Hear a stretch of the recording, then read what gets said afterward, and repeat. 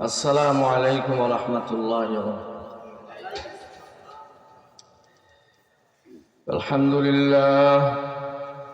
الحمد لله نحمده ونستعينه ونستغفره ونؤمن به ونتوكل عليه ونعوذ بالله من شرور أنفسنا ومن سيئات أعمالنا.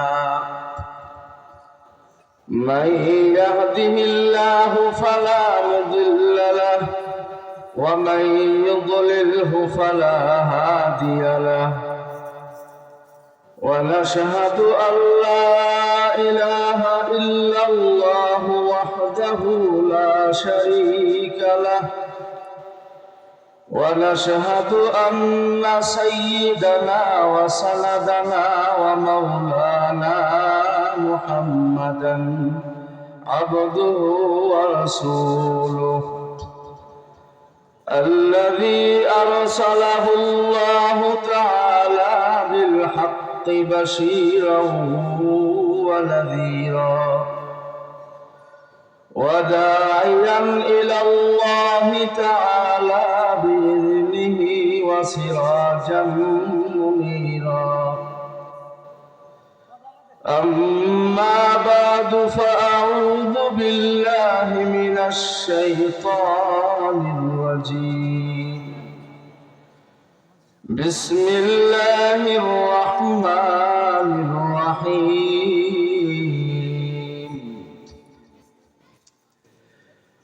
فلولا نفر من كل فرقة منهم طائفة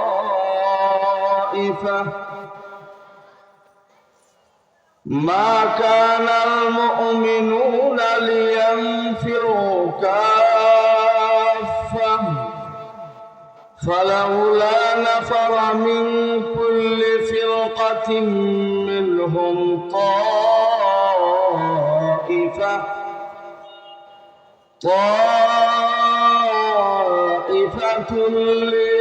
ليتفقهوا في الدين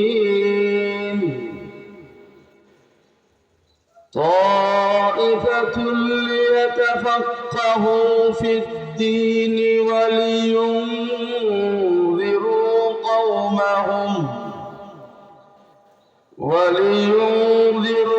قومهم إذا رجعوا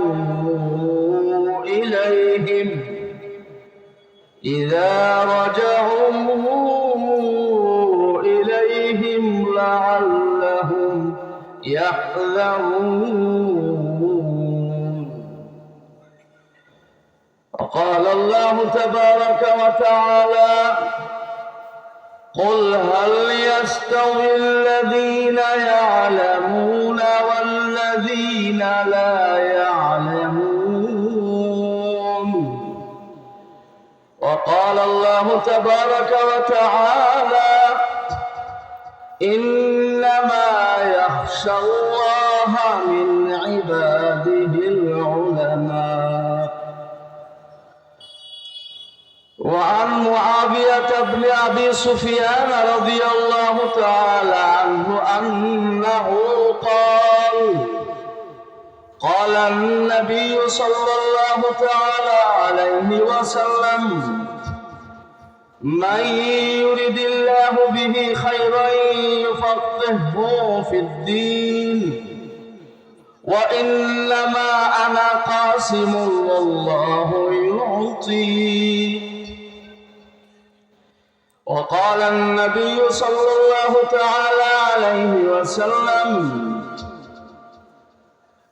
تعلموا الفرائض وعلموه الناس، تعلموا القرآن وعلموه الناس فإني مقبوض. أخرجه الإمام البخاري رحمه الله تعالى في جامعه الصحيح. صدق الله مولانا العظيم وصدق رسوله النبي الكريم ونحن على ذلك من الشاهدين والشاكرين. بارك الله لنا ولكم في القرآن العظيم، ونفعنا وإياكم بالآيات والذكر الحكيم. اللهم صل على سيدنا ومولانا محمد وعلى آل محمد كما صليت على إبراهيم وعلى آل إبراهيم إنك حميد مجيد. اللهم بارك على محمد وعلى آل محمد كما باركت على إبراهيم وعلى آل إبراهيم إنك حميد مجيد. بلغ العلا بكماله كشف الدجى بجماله، بلغ العلا بكماله كشف الدجى بجماله، حسنت جميع خصاله، حسنت جميع خصاله، صلوا عليه وآله. نحن الذين بايعوا محمدا قال البراء بن عازب رضي الله تعالى عنه: نحن الذين بايعوا محمدا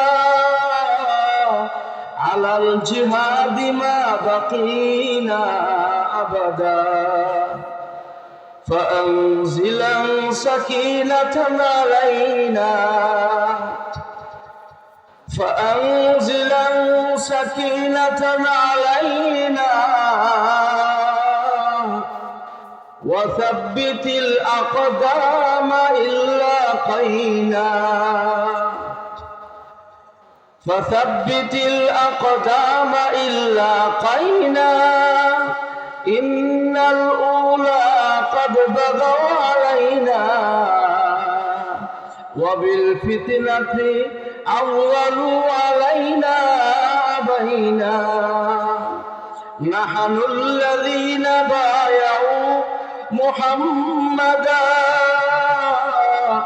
على الجهاد ما بقينا أبدا، فأنزلا سكينة علينا، وثبت الأقدام إن لاقينا، فإن الأولى قد بغوا علينا،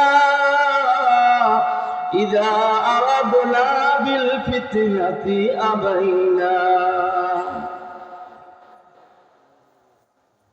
محترم মুআজ্জাজ হযরত উলামায়ে কেরাম, বেরাদারান ইসলাম, আমি আপনাদের এলাকার সন্তান, সেই হিসেবে আমি আপনাদেরকে অনুরোধ করব, মাঝখানে অনেক জায়গা ফাঁকা দেখা যাচ্ছে, যে মজলিসটা দেখতে সুন্দর দেখায় না। এই জন্য আমি আপনাদেরকে প্রথমে অনুরোধ করব, মেহেরবানি করে একটু জিকিরের সঙ্গে আগে আসেন। লা ইলাহা ইল্লাল্লাহ, একটু হরকত করেন, আল্লাহ বরকত দিবে। হিদায়াতের তলেব হয়ে আসছেন, আল্লাহ পাক আপনাদেরকে হিদায়াত নসিব করবেন। আমরা সবাই এখানে তালেবে হেদায়াত, তালেবে হেদায়াত মানে হেদায়াতের কামনা নিয়ে, হেদায়াতের আশায় আমরা এখানে এসেছি। হিদায়াতের তলব নিয়ে যারা হেদায়াতের মজলিসে বসে, তারা যদি আগায় আসে, মুবাইয়িনের কথায়, ওয়াইজের কথায় আগায় আসে, কথা মানে, আল্লাহ পাক ওই সকল শ্রোতাদেরকে হিদায়াত দেন, বাড়াইয়া দেন, তার ঈমান বৃদ্ধি করেন, তাকে তাকওয়া নসিব করেন, তাকে শরীয়তের সমঝ দান করেন। এই যে আমার সামনে এখানে আপনারা একটু আগে আসলে একটু হরকত করলে ভালো হয়। ওয়াফিনা নাবিয়ুল্লাহি ইয়াতলু কিতাবাহু ইযান শাক্কা মারুফুম মিনাল ফাজর সাতিউ فأرانا الهدى بعد العمى فقلوبنا বিহি মুকিনাতুন আন্নামা ক্বালা ওয়াকিউ ইয়াবিতু ইউজাফি জামবাহু আন ফিরাশিহি ইযা ইসতাসকালাত বিল মুশরিকিনাল মাযাজিউ। আমরা আপনারা এখানে কিসের উদ্দেশ্যে আসছি? হেদায়াত পাওয়ার জন্য। কি পাওয়ার জন্য? হিদায়াত পাওয়ার জন্য। হিদায়াত কাকে বলে? আল্লাহকে পাওয়ার যে পথ, ওই পথটার নামই হলো হিদায়াতের পথ। যে পথে চললে আল্লাহকে পাওয়া যায়, ওই পথের নামটাই হইল হিদায়াত। বুঝতে পারছেন কথা?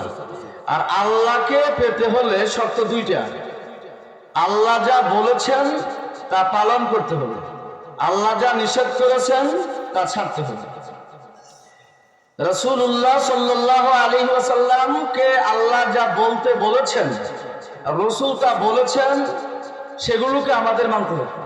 এবং রাসূলকে দিয়ে আল্লাহ যেগুলো উম্মতকে নিষেধ করিয়েছেন, যেগুলো বলে দাও তোমার উম্মতকে, যেগুলো করা যাবে না, সেগুলো ছাড়তে হবে। আল্লাহ এবং রাসূলকে মানার পথটাই হলো হিদায়াতের পথ।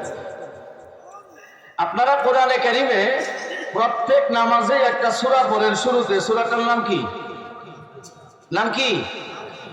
সূরা ফাতিহা না? এই সূরাটার আরো অনেক নাম আছে, 14টা নাম। মুফাসসিরিনে কেরাম তাফসীরের কিতাবে লিখেছেন এই সূরাটার নাম 14টা সূরা আছে, আরো বেশিও আছে। তোর মধ্যে একটা নাম হইল সূরাতুদ দুআ। তার মানে এটা দোয়ার সূরা। কিসের সূরা? কেন দোয়ার সূরা বলা হলো এটাকে? কারণ আল্লাহ তাবারাকা ওয়া তাআলা এই সূরাতে বান্দাকে দোয়া শিখিয়েছেন। এই সূরাতে আল্লাহ তাআলা বান্দাকে দোয়া শিখিয়েছেন যে তুমি কি দোয়া করবা, তুমি কি দোয়া করবা, এই দোয়াটা এখানে আল্লাহ শিখিয়েছেন। সেটা কোন আয়াতে বলতে পারেন? ইহদিনাস সিরাতাল মুস্তাকিম। অর্থ কি? হে আল্লাহ, আপনি আমাদেরকে সঠিক পথ দেখান। সিরাতে মুস্তাকিমের অনুবাদ কিন্তু সঠিক পথ, সোজা পথ, সহজ পথ। এটা কিন্তু সিরাতে মুস্তাকিমের অনুবাদ না। অনেক সময় আমরা ভুল অনুবাদ করি, হে আল্লাহ আপনি আমাদেরকে সহজ সরল পথ দেখান। এটা না, সিরাতে মুস্তাকিমের অনুবাদ হলো সঠিক পথ। এখন সঠিক পথ কোনটা? আপনারা বলেন তরিকুল কোরআন ওয়াস সুন্নাহ। কোরআন এবং সুন্নতের বাতলানো পথই সঠিক পথ। কথা ক্লিয়ার বুঝছেন? সঠিক পথ। আচ্ছা, সঠিক পথ অনেক সময় কঠিন হয়, অনেক সময় সহজ হয়, ঠিক না? সঠিক পথ কিন্তু অনেক সময় কঠিন হয়, অনেক সময় সহজ। যেমন আল্লাহ এবং রাসূলের পথ সঠিক, এটা কঠিন। যেমন রমজান মাসে এক শ্রেণীর মানুষের জন্য রোজা রাখা কঠিন। মালদার হইলে তার পক্ষে যাকাত দেয়াটা, পালন করা বিধানটা কঠিন। হজ ফরজ হইলে হজ করাটা অনেকের জন্যই কঠিন, কিন্তু পথ কিন্তু সঠিক। সঠিক পথ হয়ে গেল আপনার জন্য কঠিন। এটা কি আল্লাহ কঠিন বানিয়ে দিলেন না আমি বানালাম? কেন? এক্ষেত্রে দায়ী আমার বিবেক, এক্ষেত্রে দায়ী আমার বিবেক, আকল এবং কলব। আল্লাহ তাআলা মানব দেহের মধ্যে দুইটা অঙ্গ দান করেছেন। এটা হলো একটা মানব দেহের কি বলতে চলে, মার্কাজ বলা যায়, অথবা হেডকোয়ার্টার বলা যায়, বা প্রধানতম দুইটা অঙ্গ। একটা হলো কলব, হার্ট, যেটাকে বাংলায় হৃৎপিণ্ড বলা হয়। আর একটা হলো আকল, মানে জ্ঞান, বুদ্ধি, বিবেক, বিবেচনা। এটা আল্লাহ কি মানুষকে দান করেছেন কি করেছেন না বলেন? করছেন। এখন মানুষের এই আকলের উপরই কি আল্লাহ তাআলা সঠিক পথ নির্ণয় করাটা ঠেক মাইরা রাখছেন? না এই পথ বুঝাবার জন্য আর চিনাবার জন্য যুগে যুগে শিক্ষক হিসাবে নবী রাসূল পাঠিয়েছেন। এখন শুধুই কেবল শিক্ষক পাঠিয়েছেন, শিক্ষকের হাতে কি পাঠ দান করবার জন্য পুস্তক দেন নাই, গ্রন্থ দেন নাই, বই দেন নাই? মূসা আলাইহিস সালাম আল্লাহর পক্ষ থেকে প্রেরিত উম্মতের শিক্ষক, তার কাছে কিতাব দিয়েছেন তাওরাত। ঈসা আলাইহিস সালাম আল্লাহর পক্ষ থেকে প্রেরিত মুআল্লিম, তার কাছে কিতাব অবতীর্ণ করেছেন ইনজিল। হযরত দাউদ আলাইহিস সালাম মুআল্লিমুল উম্মত, উম্মতের শিক্ষক, তিনি উম্মতকে কি দিয়ে পড়াবেন, কি দিয়ে শিখাবেন, এই জন্য তাকে দান করেছেন জাবুর। ওয়ালাকাদ আতাইনা দাউদা জাবুরা ওয়ালাকাদ আতাইনা মূসাল কিতাবা হুদাও ওয়া নূরা। আসলে কোরআনে কারীমে আমি মূসাকে কিতাব তাওরাত দান করেছি, তাওরাতের মধ্যে হেদায়েতে ভরা, নূরে ভরা। দাউদকে জাবুর দিয়েছি। আমাদের নবীকে কি দিলেন? ওয়ালাকাদ আতাইনাকা সাবআম মিনাল মাসানি ওয়াল কুরআনাল আযীম।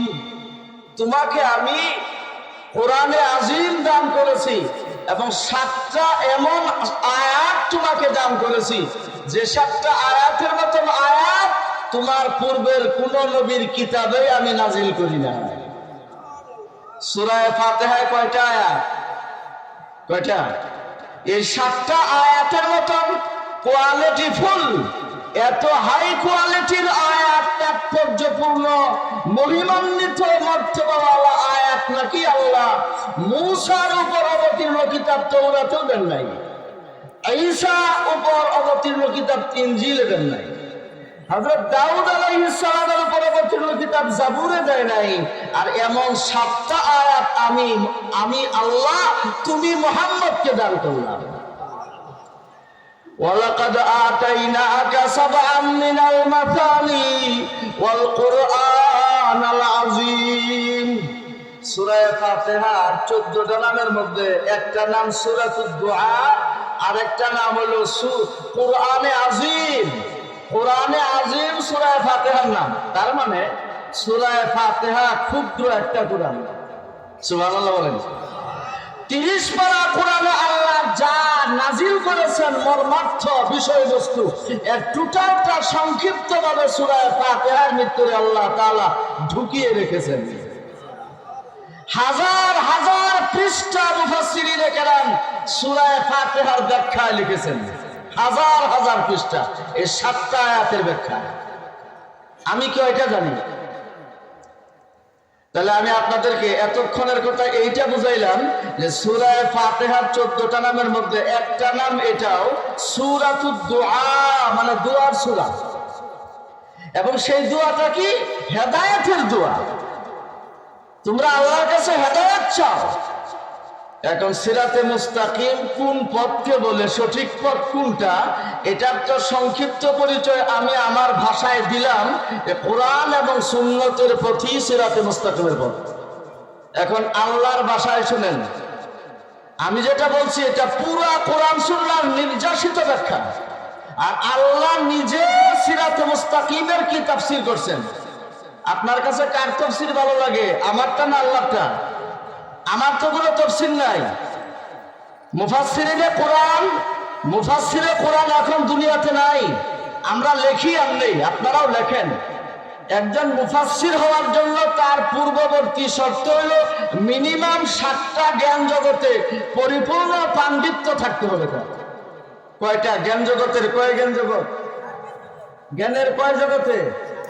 জ্ঞানের 7 জগতে তার পরিপূর্ণ অভিজ্ঞতা, দক্ষতা, পাণ্ডিত্য, বুৎপত্তি থাকতে হবে, তাহলে সে নিজেকে মুফাসসির বলতে পারে। বুঝেন নাই কথাটা? আর এত বড় তাফসীরের জ্ঞান আল্লাহ তাআলা কি বয়স বাড়লে মুরব্বী, বয়স্ক যারা দাড়ি পাইকা গেছে তাদেরকে দেয়, না ইয়ং জেনারেশন যদি দিতে পারে?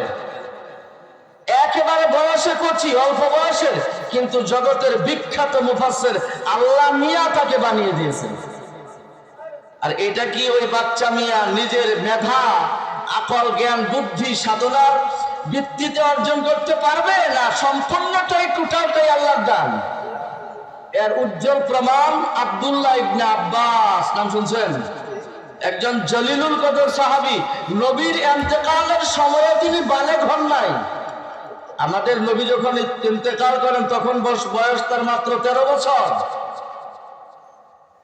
আর এত অল্প বয়সে তিনি কোরআনের সবচেয়ে বড় মুফাসসির হয়ে গিয়েছিলেন সাহাবীদের মধ্যে। অথচ তখন আবু বকর সিদ্দিক রাদিয়াল্লাহু তাআলা বয়স্ক সাহাবী, হযরত উমর ফারুক বয়স্ক সাহাবী, হযরত উসমান ইবনে আফফান বয়স্ক সাহাবী, হযরত আলী ইবনুল মুরতাজা বয়স্ক সাহাবী, খুলাফায়ে আরবা'a তারা, চার পরবর্তীতে চার খলিফা হয়েছেন পর্যায়ক্রমে। তাদেরকে ডিঙ্গিয়ে কোরআনের তাফসীরের জ্ঞান আল্লাহ তাআলা আব্দুল্লাহ ইবনে আব্বাসের মতন একজন বালককে নসিব করেছেন, যে কারণে নবীজি তাকে খুব সম্মান করতেন। আব্দুল্লাহ ইবনে আব্বাসকে নবীজি খুব সম্মান করতেন। এত বড় মুফাসসির কেন হইলেন? কাহিনী আছে পিছনে, দোয়া, নবীর দোয়া। এই জন্য উস্তাদের দোয়া লাগে আলেম হতে হলে। উস্তাদের দোয়া ব্যতীত আলেম হওয়া যায় না। মরুভূমিতে হুজুর মুসাফির, ইস্তেনজা ছাড়বার জন্য গেলেন, পানির কোনো ব্যবস্থা নাই। হযরত ইবনে আব্বাস সাথে সফর সঙ্গী ছিলেন। তো উনি জানতেন ইবনে আব্বাস যে হুজুর তো ইস্তেনজার পরে পানি খুঁজবেন, হুজুরের অভ্যাস পানি দিয়ে ইস্তেনজা করা, ঢিলা ব্যবহার করার পরেও পানি নেন। এরপরে ইস্তেনজা সেরে হুজুর ওযুও করেন, ইস্তেনজা সারার পরে ওযু করা মুস্তাহাব। সুবহানাল্লাহ। আমি যার কাছে তিরমিজি শরীফ পড়ছি, দারুল দেওবন্দে মুফতি সাঈদ আহমদ পালনপুরী কুদ্দুস সিররুল আজিজ, তিনি আমাদের দর্শে বলেছেন যে আমি যখনই ইস্তেনজা করি তখনই পরে ওযু করে নেই, এটা আমার আদত হয়ে গেছে। আমরা তো নামাজ পড়া ছাড়া ওযু করি না, শুধু নামাজ পড়া লাগলে ওযু করি। কিন্তু বুজুর্গানে দ্বীন যারা বড় হয়েছেন তারা ইস্তেনজা সাইরাও কি করে নিতেন? ওযু করে নিতেন। হযরত আব্দুল্লাহ ইবনে আব্বাস থেকে কিভাবে কষ্ট করে মেহনত করে একটু পানির ব্যবস্থা করে হুজুরের পিছনে রেখে আসছেন। হুজুর ইস্তেনজা সেরে দেখেন পিছনে পানি। হুজুর অবাক হয়ে গেলেন, মিন আইনাল মা, পানি কোত্থেকে এখানে? আল মাউ হাউনা, পানি এখানে? জিজ্ঞাসা করলেন কে আনলো? কেউ কথা বলেন না। পরে শেষে ইবনে আব্বাস বলেন যে আনা, আমি। হুজুরের মন এত খুশি হইল, হুজুর বললেন আল্লাহুম্মা আল্লিমহুল কিতাব ওয়া ফাক্কিহহু ফিদ্দীন।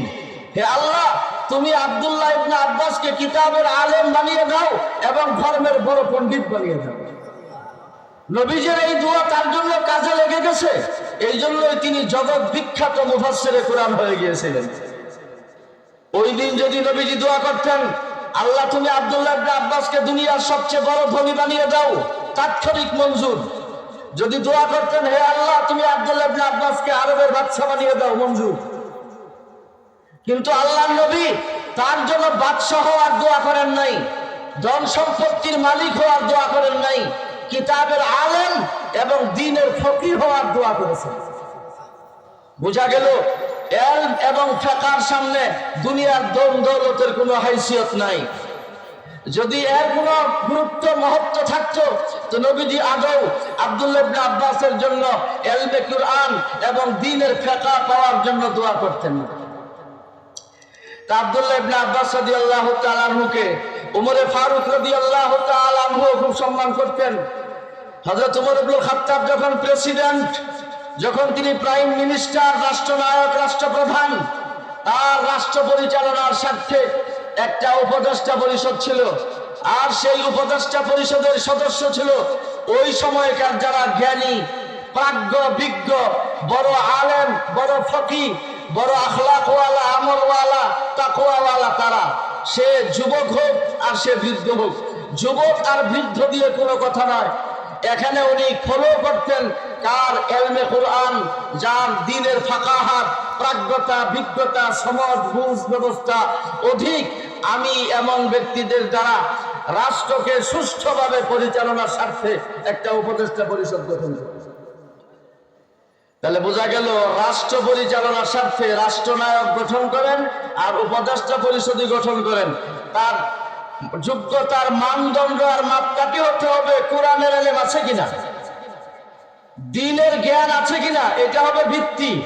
এই ভিত্তিতে একজন প্রধান উপদেষ্টা হতে পারে একটা রাষ্ট্রের, এই ভিত্তিতে উপদেষ্টা পরিষদের সদস্য হতে পারে। এটা ইসলামী রুলস, এটা ইসলামী নিয়ম। কিন্তু এই নিয়মে আমাদের দেশ চলছে কি?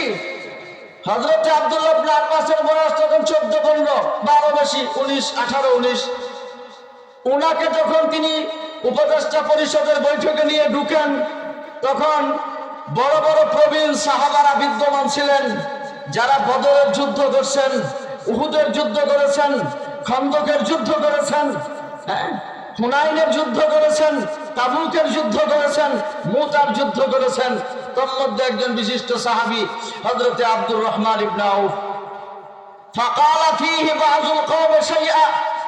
হুজুর যখন আব্দুল্লাহ ইবনে আব্বাসকে তার ধর্ম জ্ঞানের ভিত্তিতে, কোরআনের অগাধ জ্ঞানের মালিক আল্লাহ তাকে বানিয়ে দিয়েছেন, এর ভিত্তিতে যখন তিনি তাকে রাষ্ট্র পরিচালনার স্বার্থে উপদেষ্টা পরিষদের অন্যতম সদস্য সাব্যস্ত করলেন, আকাবের সাহাবা আব্দুর রহমান ইবনে আউফ বিশেষ করে তিনি তার ব্যাপারে একটু সমালোচনা করলেন এবং রাষ্ট্রপ্রধান খলিফাতুল মুসলিমিন ওমর ইবনুল খাত্তাবকে বলেই ফেললেন, ইয়া আমিরাল মুমিনিন লিমা তুদখিলু হাযাল ফাতা মিন বাইনিল কওম ওয়া ইন্না লানা আবনাআন নাসলুহু, যে আপনি কেন এই নওজোয়ান বালকটাকে আমাদের মুরব্বীদের উপদেষ্টা পরিষদের মধ্যে প্রবেশ করান? ওর মতন তো আমাদের আরো ছেলে পেলে আছে, তাদেরকে তো নেন না। হযরতে ওমর ফারুক রাদিয়াল্লাহু তাআলা আনহু বললেন, ইন্নাকুম কাদ আলিমতুম আন্নাহু লামিম্মান কাদ আলিমতুম ইন্নাহু লামিম্মান কাদ আলিমতুম ইন্নাহু লামিম্মান কাদ আলিমতুম।